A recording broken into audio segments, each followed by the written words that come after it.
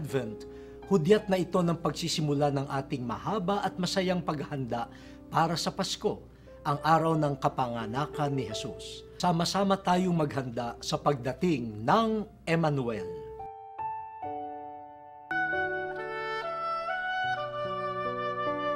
Marahil karamihan sa inyo ay nagsisimula ng gayakan ang inyong mga tahanan.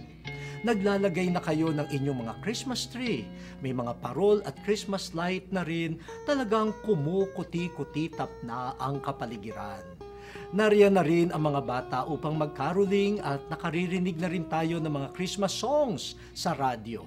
Wow, talaga namang masaya ang Pasko, lalo na sa ating mga Pilipino.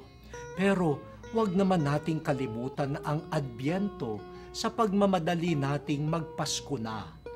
Suriin natin ang diwa ng Adbyento. Ang apat na kandila ay sumisimbolo sa liwanag ni Kristong darating. Bawat isa ay sinisindihan sa bawat linggo na may kasamang tema. Ito pong tradisyon natin ay napakaganda dahil ang simbahan ay nag-aanyaya sa mga pamilya na makiisa at mamuno sa pagsisindi ng kandila bawat linggo.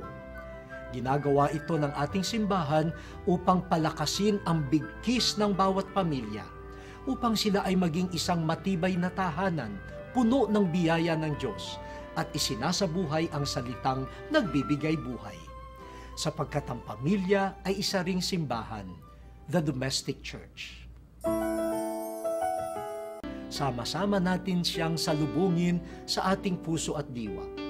Jesus, ikaw naway manahan sa aming mga puso nang kami ay mapuspos ng iyong walang hanggang kaliwanagan. Amen. Till our next meeting, may the good Lord bless us all.